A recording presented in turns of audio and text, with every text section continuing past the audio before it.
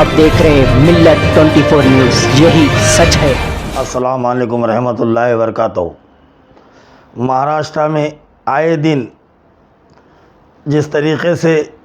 यहाँ पर एक खेल खेला जा रहा है, सियासतदान अपनी अपनी सियासत को आगे बढ़ाने के लिए अलग अलग हथकंडे इस्तेमाल कर रहे हैं। हमने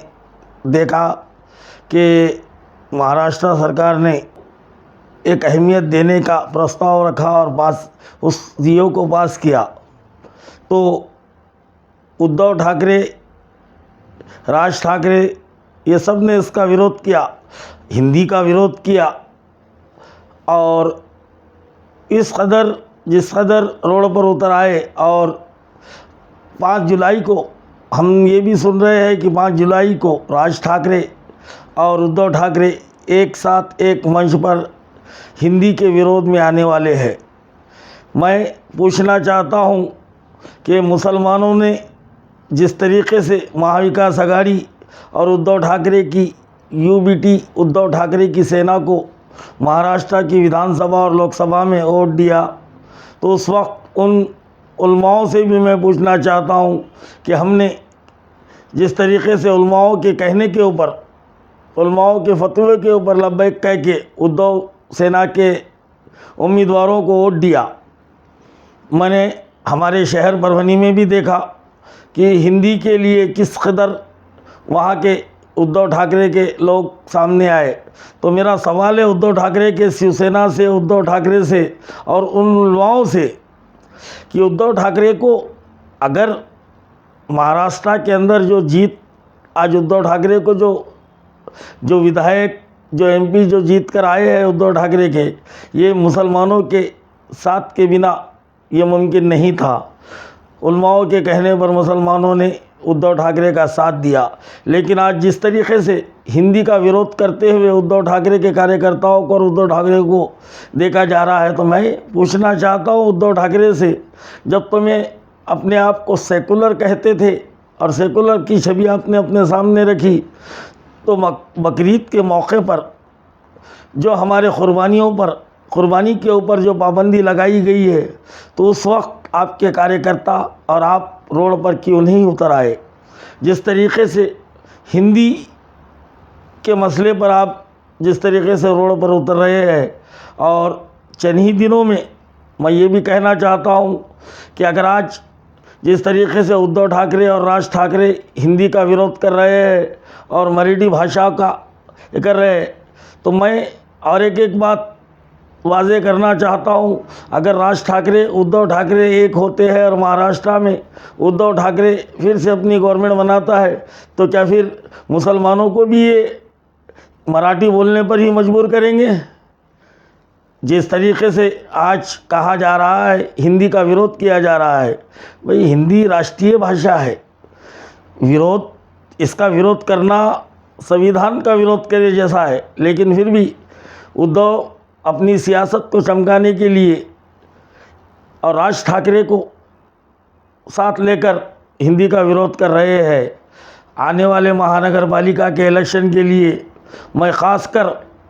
महाराष्ट्र और ख़ासकर परभनी के उलमाओं से भी एक अपील करता हूँ कि,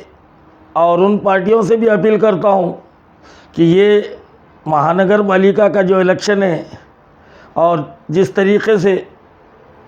फतवों के और उलमाओं के बयानों की वजह से बकरीद में मुसलमानों को मुश्किलात का सामना करना पड़ा है, तो ऐसे कोई बयान ना दे और ना ही ये महानगर पालिका, नगर पालिका, पंचायत समिति और ज़िला परिषद के इलेक्शन में मुसलमानों के कोई अपमान की बात ना करे, ना कोई नबी के नाम पे सियासत करे, ना कोई मुसलमानों के ख़िलाफ़ जिस तरीके से यहाँ पर जुल्म हो रहा है मुसलमानों पर, सिर्फ़ मुसलमानों के लिए कुछ उलमा सामने आते हैं और इलेक्शन के टाइम में फतवे दे देते हैं, और उस वक्त जब मुसलमानों की बात आती है और हिंदी की बात जब आई, उद्धव ठाकरे जैसा मैदान में आए, तो उन उलमाओं ने क्यों नहीं पूछा उद्धव ठाकरे से कि बकरीद के वक्त यही महाराष्ट्र सरकार थी जिस तरीके से आज हिंदी को बड़ापन दिया ये महाराष्ट्र के सरकार ने, तो उस वक्त यही महाराष्ट्र की सरकार थी जिन्होंने बकरीद में बैल पर पाबंदी लगाई। तो उस वक्त इन्होंने विरोध क्यों नहीं किया। और आने वाले महानगर पालिका के इलेक्शन में मैं ख़ासकर परभनी के लिए कहना चाहता हूं कि परभनी में आज हमने जिस दौर से हम गुज़रे और जिस तरीक़े से हम वहाँ परभनी की जनता रोड और नालियों के लिए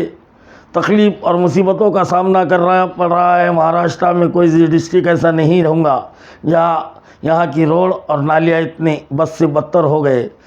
तो परभनी के अंदर हर वो सियासी पार्टी को भी मैं एक अपील करूँगा कि ज़ात पात के नाम पर कोई भी इलेक्शन के स्टेजों से ना बोले और यहाँ सिर्फ डेवलपमेंट की बात किए। और कौन सी पार्टी डेवलपमेंट कर सकती है, कौन सा उम्मीदवार आपके मसाइलों को हल कर सकता है, किस उम्मीदवार में काम कराने की, फंड लाने की